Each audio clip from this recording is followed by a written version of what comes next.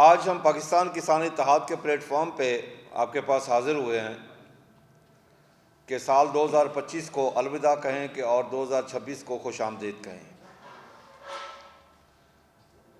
और आपको बताएं कि 2025 में ज़राअत के साथ क्या हुआ, किसान के साथ क्या हुआ, पाकिस्तान की मईशत के साथ क्या हुआ, पाकिस्तान की फूड सिक्योरिटी के साथ क्या हुआ,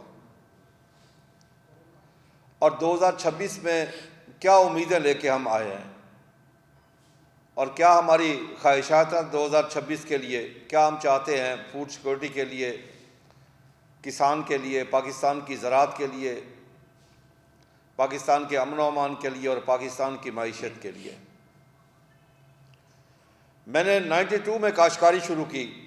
आपके सामने जितने दोस्त अहबाब बैठे हैं सारे प्रैक्टिकल काश्तकार हैं। हमने जब से काश्तकारी शुरू किया, हमारे लिए सबसे जो बुरा वर्स्ट साल था वो 2025 था। 2024 में हमें गंदम का रेट ना मिला,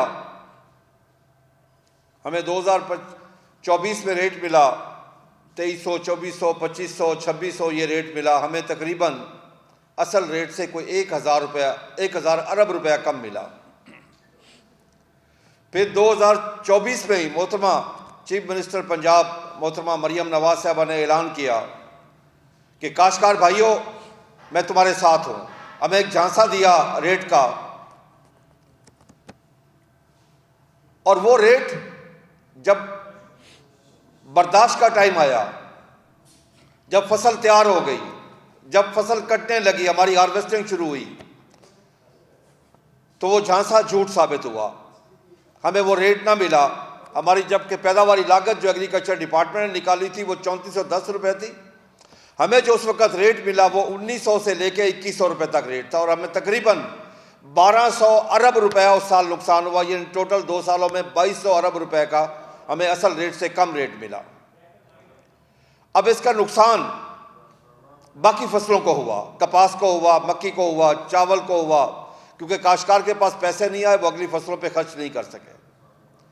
जब गंदम इतनी सस्ती हो गई तो फीड मिलों ने मक्की की बजाय गंदम खरीदना शुरू कर दी, और उसका रिजल्ट क्या हुआ कि मक्की का रेट भी डाउन हो गया। मक्की के काश्तकार ने भी नुकसान उठाया, सब्जी के काश्तकार ने नुकसान उठाया, फ्रूट के काश्तकार ने नुकसान उठाया, आम के काश्तकार ने नुकसान उठाया, किन्नू के काश्तकार ने नुकसान उठाया। कपास की फसल तो 2 सालों में हुई नहीं। 92 में हमारी पैदावार थी 1 करोड़ 28 लाख बेल, इंडिया 1 करोड़ 10 था। इन 2 सालों में जो हमारी पैदावार है वो पिछले साल भी यही थी, इस साल भी यही है, 5.3 मिलियन बेल, 53 लाख। हालांकि हमने कॉटन बेल का वजन भी 20 से 25 किलो कम किया। अगर वो वजन निकालें तो हमारी मैक्सिमम 45 लाख बेल बनती है, और 1 मिलियन बेल से मुराद है $1 बिलियन का नुकसान। और हम तकरीबन 8 से 9 मिलियन बेल अपनी कम कर चुके हैं इतने सालों में। हम बैलेंस यूज ऑफ फर्टिलाइजर नहीं कर रहे। हम जहां 24 लाख टन DAP इस्तेमाल करते थे वहां इस साल हम 13 लाख टन पे भी नहीं पहुंच सके।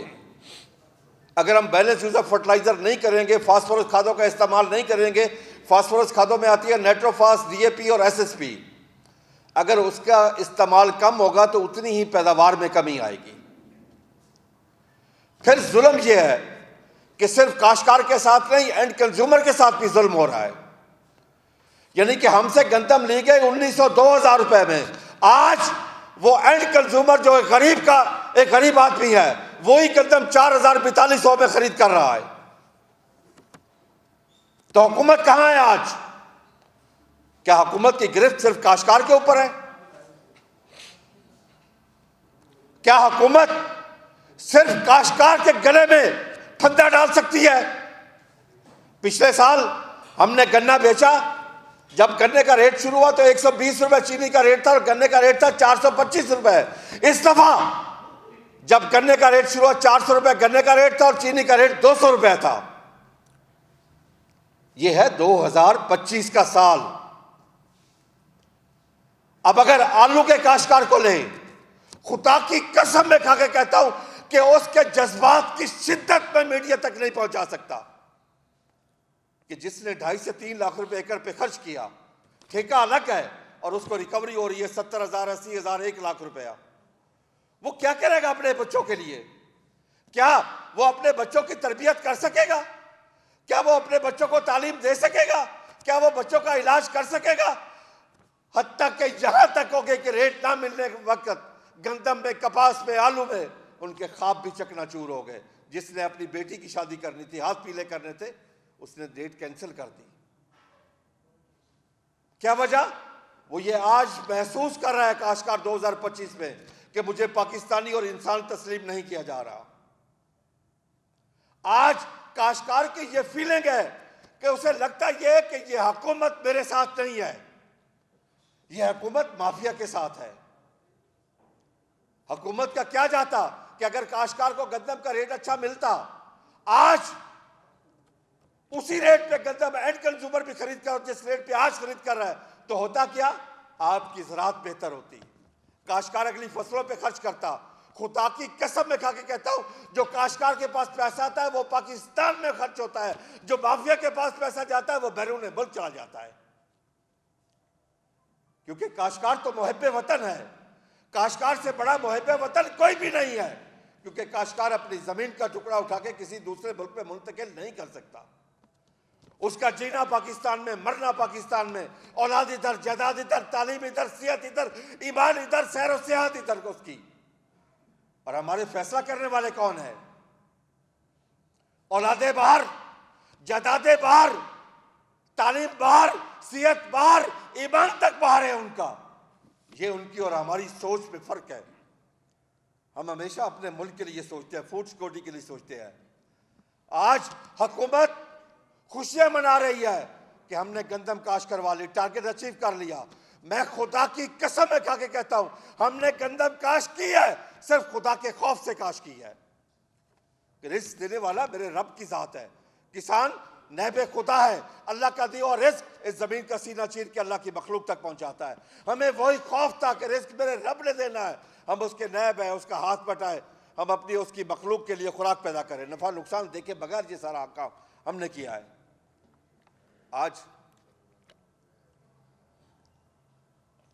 किसान बहुत परेशान है। मैं हल्फन कहता हूं, मैं किसान के जज्बात का लफ्ज़ों में अहाता करके नहीं पहुंचा सकता आप तक, मैं उसके जज्बात की शिद्दत आप तक नहीं पहुंचा सकता। जब वो मंडी जाता है, जिस बोरी का रेट उसको 8 से 10 हज़ार रुपये मिलता था, जब आज उसको 1500 रुपये मिलता है, यकीन कर ले उसे लगता है कि हार्ट अटैक हो रहा है। क्योंकि उसने अगली फसल पे खर्च करना है, क्योंकि वो अपनी फसल से भी इश्क करता है।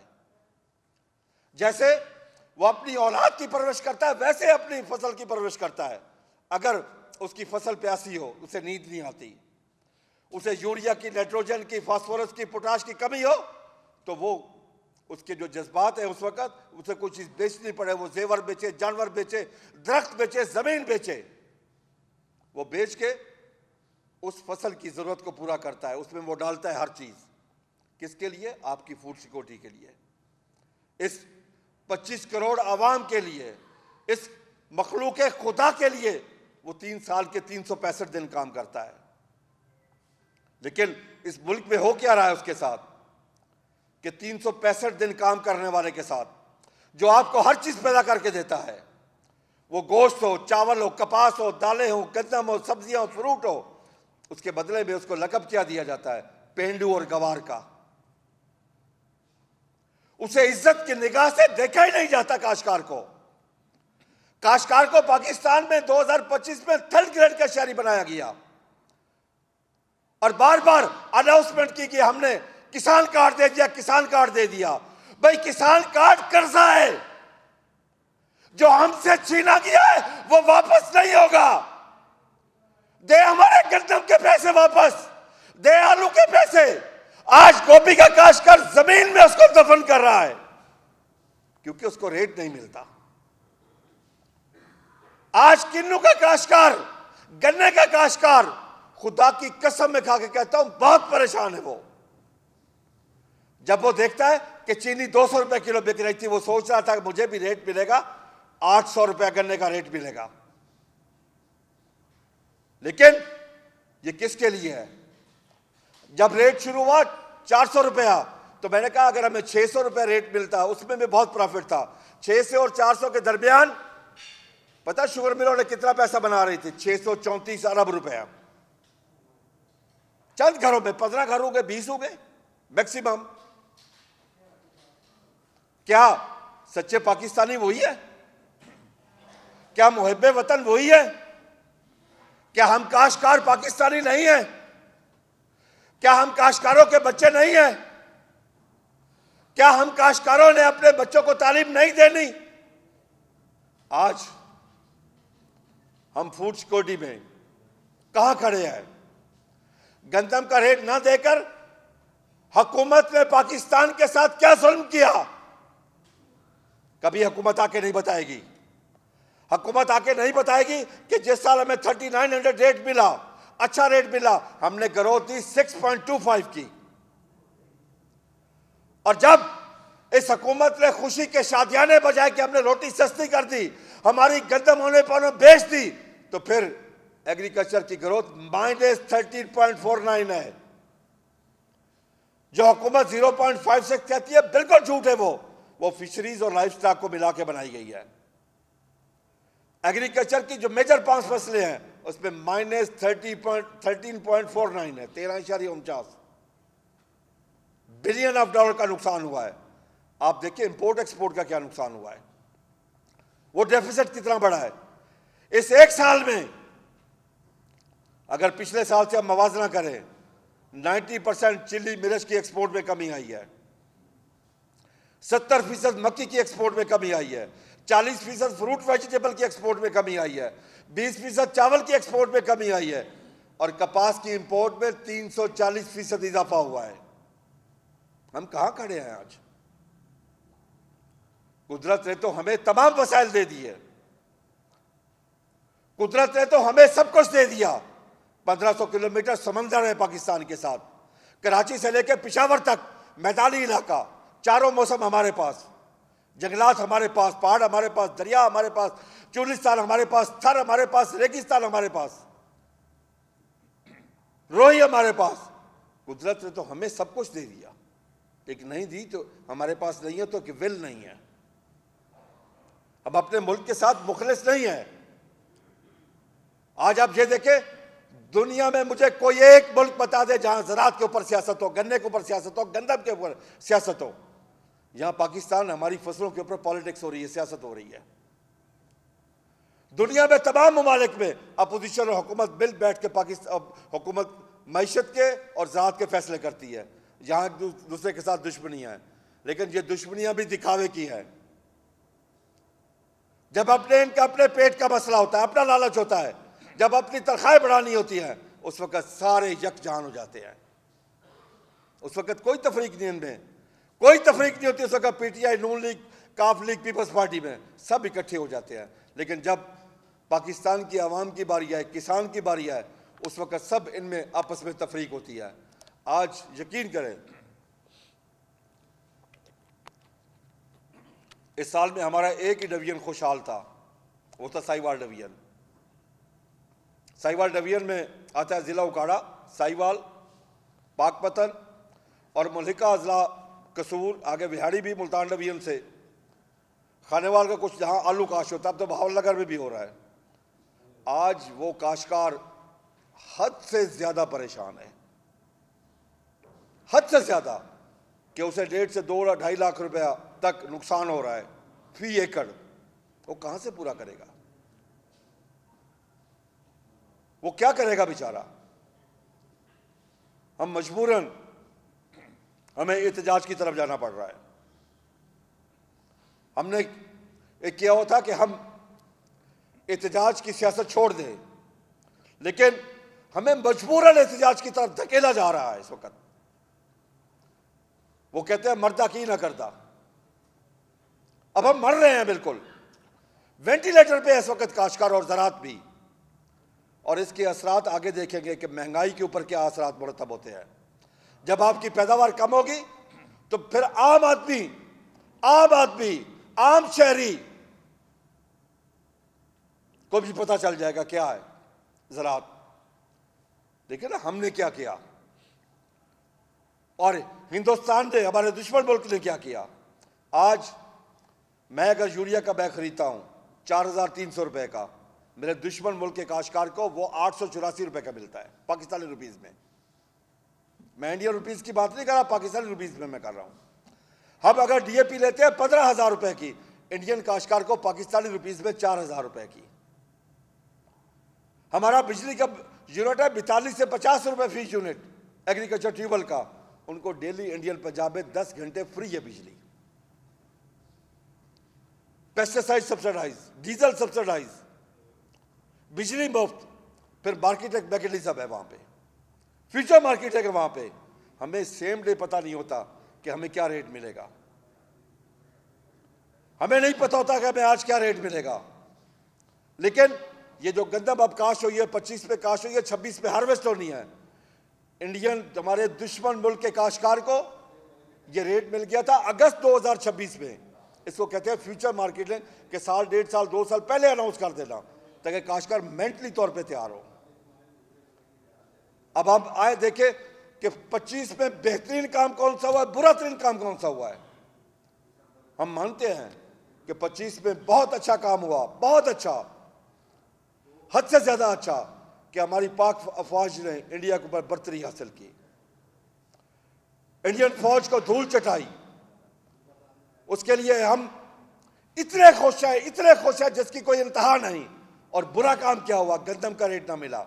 सबसे बड़ा बुरा काम क्या हुआ कि एक तरफ तो हमारी आबादी बढ़ रही है, हर साल एक नया न्यूजीलैंड, सिंगापुर ऐड कर रहे हैं। दूसरा, हमारी काश्तकारी सियासत की नजर हो गई कि चुलिस्तान की नहरें रुक गई, वहां सियासत शुरू हो गई, पॉलिटिक्स शुरू हो गई। जहां पे फालतू पानी जा सकता था वो सियासत की नजर होगी। दुनिया में वाहिद मुल्क पाकिस्तान है जहां ज़राअत के ऊपर, नहरों के ऊपर, हर चीज के ऊपर सियासत होती है, गन्ने के ऊपर सियासत, गंदम के ऊपर सियासत होती है।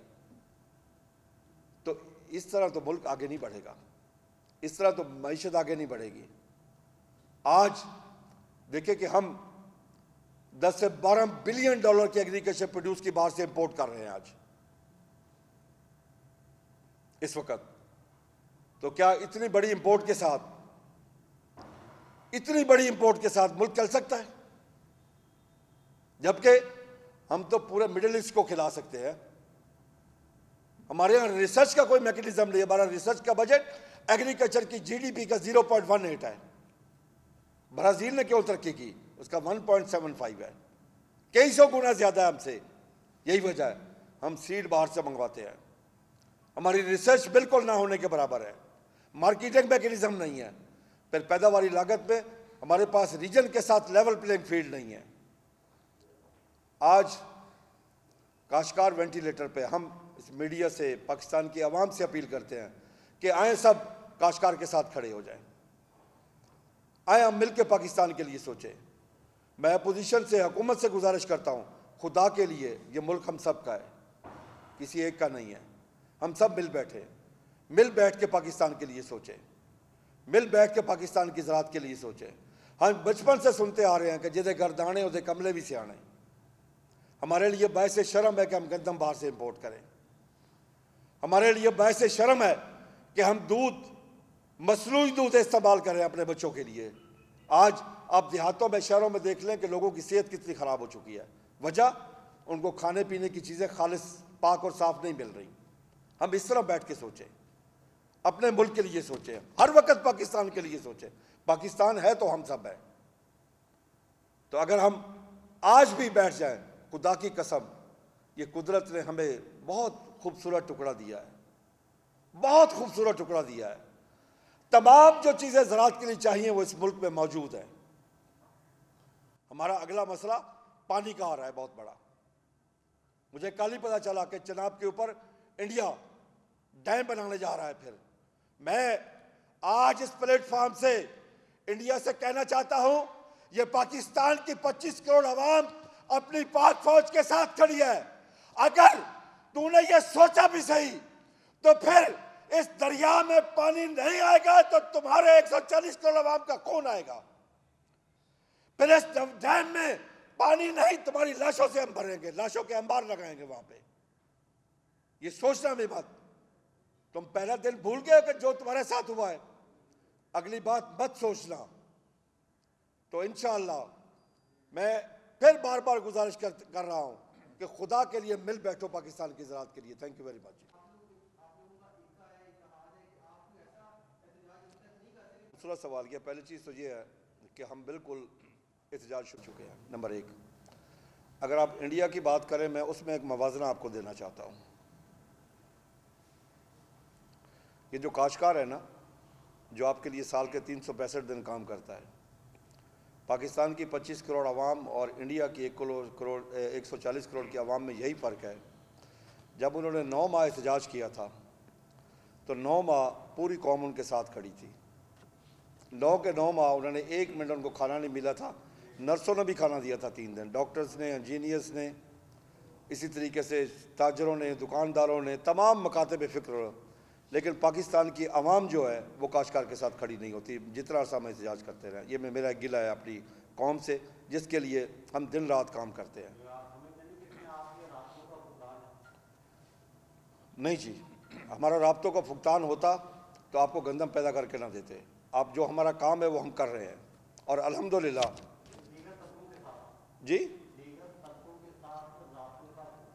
नहीं, मेरा ख्याल में ऐसी बात नहीं है। हमने तमाम लोगों से, तमाम तंजीमों से, तमाम लोगों से हम रब्ता करते हैं, ताजरों से भी, सबसे रब्ता करते हैं, लेकिन कोई अपनी ज़ात से बाहर नहीं निकलता। माजरत के साथ में कहूँगा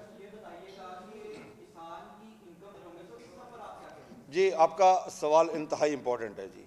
पर एकड़ पैदावार बढ़ाना और उड़ान पाकिस्तान में शामिल होना, इसमें कोई शक नहीं कि इस वक्त अगर आपका इस डेफिसिट जो है तकरीबन कोई $48 बिलियन का इंपोर्ट एक्सपोर्ट का डेफिसिट है, उसको कोई चीज़ ख़त्म कर सकती है फौरी, तो वो ज़राअत ही है। इंडस्ट्री में आप बहुत पीछे हैं, IT में आप बहुत पीछे हैं। तो ज़राअत को ऊपर ले जाने के लिए इसके ऊपर कोई भी बिज़नेस हो, उस पर इन्वेस्टमेंट की जाती है। पूरी दुनिया में ज़राअत एक सब्सिडाइज सब्जेक्ट है। पहली बात तो ये है जी। इंडिया में अगर DAP पाकिस्तानी रुपीज़ में 4000 की मिल रही है तो वो बाहर से 15,000 की इंपोर्ट करके अपने काश्तकार को 4000 की दे रहे हैं। ये मैं आपको अर्ज़ कर दूँ। पहली चीज़ तो ये है, जब तक पाकिस्तान काश्तकार के साथ region wise level playing field नहीं होगा, वो बैलेंस यूज़ ऑफ फर्टिलाइज़र नहीं करेगा, वो उस वक्त तक दुनिया का मुकाबला नहीं कर सकता। नंबर एक। नंबर दो, हम रिसर्च के ऊपर इन्वेस्टमेंट नहीं करते कि जिस सेक्टर से आप 25,000 की अरब की प्रोड्यूस ले रहे हैं, वहाँ आपकी इन्वेस्टमेंट ना होने के बराबर है। दुनिया में कहीं भी आप ज़राअत के ऊपर इश्तिहार नहीं पढ़ेंगे, हुकूमत की तरफ से इश्तिहार आए होंगे। अब इश्तिहार क्या है जी? किसान कार्ड। भाई किसान कार्ड 3 महीने 4 महीने के लिए कर्जा है। हमें कर्जा नहीं चाहिए, हमें चाहिए हमारी प्रोड्यूस का सही रेट। अगर हमारा मार्केटिंग मैकेनिज्म ठीक हो जाए, उसकी मैं मिसाल देता हूँ कि एक साल में रेट मिला ना 3900, अगले साल हमने आपको ग्रोथ दे दी 6.25, जबकि आपकी जो पॉपुलेशन की ग्रोथ है वो 2.5 है, यानी कि उससे ज़्यादा आपको ग्रोथ दे दी, जो आपकी ज़रूरत से ज़्यादा। वजह हमें फसल का अगर रेट मिले, अगले साल आपकी फसल खुद ब खुद ठीक होगी। जब फसल का हमें रेट नहीं मिलेगा, हमारे पास पैसा नहीं होगा अगली फसल पे खर्च करने के लिए, तो उस वक्त तक मुमकिन नहीं है। हम मांग क्या रहे हैं हुकूमत से? एक ही चीज़ मांग रहे हैं जी, जो दुनिया, पूरी दुनिया देती है, कि हमारी पैदावारी लागत निकाली जाए, उसके ऊपर 25% प्रॉफिट हमें दिया जाए, जो इंटरनेशनल थंब रूल है। मैं अपनी बात नहीं कर रहा, इंटरनेशनली, बल्कि इंडियन काश्तकार अपने कपास के काश्तकार को 50% मुनाफा देते हैं, वो 50% प्रॉफिट देते हैं। हम 25% मांग रहे हैं, जो बाकी फसलों में वो देते हैं। हमें अगर वो दे दिया जाए, यकीन कर लें, हम 1 साल में खुद कफील होंगे, हमें इंपोर्ट करने की ज़रूरत ही नहीं होगी।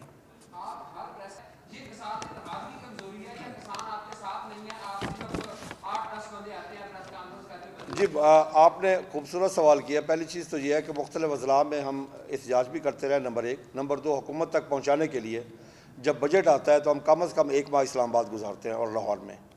हम पाकिस्तान की वाहिद तंजीम है जो रिटन शेप में तमाम तर चीज़ें हैं और उनके हल भी देते हैं। अगली बात है कि प्रॉब्लम बताना आसान है, असल चीज़ है उसका हल बताना। हमने हर जगह पे उसका हल भी बताया। अब मैं उसकी एक चीज़ बताऊँ, पिछली दफ़ा हमारे ऊपर GST लग रही थी, हमारी कोशिशों काविशों से वो बजट में हमने GST हटवाई। आपने उस वक़्त मेरा ऐलान सुना होगा कि अगर ये GST लग गई तो ज़राअत के ऊपर पढ़ लें इन्ना लिल्लाहि व इन्ना इलैहि राजिऊन। तो हमने वो कोशिश काविश की, वो हटाई। अब प्रॉब्लम ये है कि अब अचानक जो प्रॉब्लम पैदा हुआ इस वक्त, अचानक आलू का काश्तकार ठीक रहना था, अब अफगान बॉर्डर बंद होने से आलू के काश्तकार के लिए, किन्नू के काश्तकार के लिए, सब्जी के काश्तकार के लिए मसला बन गया। अब वो एक नेशनल इशू है, वो हमारे कहने पे हल, हम इस्लामाबाद भी हमने रब्ता किया, लाहौर वालों को भी कहा है, सबसे कहा है, लेकिन वो इंटरनेशनल इशू है, उस पर हुकूमत काम कर रही है जो हमें कहा जा रहा है, लेकिन इस वक्त तक वो कुछ नहीं हो सका। अब ये अचानक इशू बना, उसका हमारे पास पहले कोई हल नहीं था कि हम उसका पहले कुछ सोचते, ये हमारे इल्म में होता ये हो रहा है। हाँ, गंदम में हमारे साथ सरासर ज्यादती हुई, सरासर। अगला प्रॉब्लम क्या है जी, दुनिया में जो कमर्शियल अताशी बाहर भेजे जाते हैं वो टेक्निकल लोग होते हैं। हमारे मुल्क में सियासत होती है कि अपने बंदों को भेजा जाता है, उसका पता हो या ना पता हो ज़रात का। अब आप दुनिया का सबसे ताकतवर मुल्क अमेरिका है, उसका प्रेसिडेंट अपनी मार्केटिंग करता है बाहर जब जाता है, वो भी एक कमर्शियल अताशी के तौर पे काम करता है। क्या हमारे हुक्मरान ऐसा करते हैं? चलो मुझे एक बता दें कि इस वक्त तक प्राइम मिनिस्टर, चीफ मिनिस्टर या किसी की कोई आई हो कि आलू का काश्तकार मर रहा है हम उसके लिए ये कर रहे हैं, मुझे एक कोई खबर बता दें। अब किस किस को इशू को उठाएं? वो अल्लाह की ज़ात है, वो कहती है कौन तो हो जा फ़यकून, पास वो हो गया। इंसान जब को काम करता है उसे तजवीज़, तई, तदबीर, कोशिश, मुश्किल हर चीज़ का सामना है। और अगली बात मैं आपको एक चीज़ और बताऊँ, इन 2-3 सालों में तो काश्तकार का ये हशर हो गया है कि जो आम काश्तकार है वो इhtजाज के लिए अपना किराया पे करके लाहौर भी नहीं आ सकता। मैं आपको हकीकत बता रहा हूँ, जहाँ काश्तकारों ने, मैं ऐसी कई मिसालें दी जहाँ अपनी उन्होंने खुशियाँ उनकी बांध पड़ गई, उन्होंने अपनी शादियों की तारीखें भी कैंसिल की हैं। ये है काश्तकार की हालत ज़ार इस वक्त।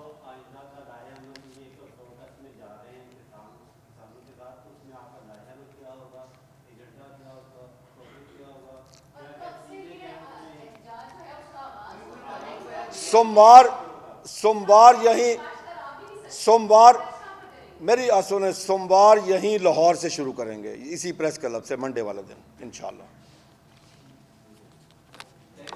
Thank you.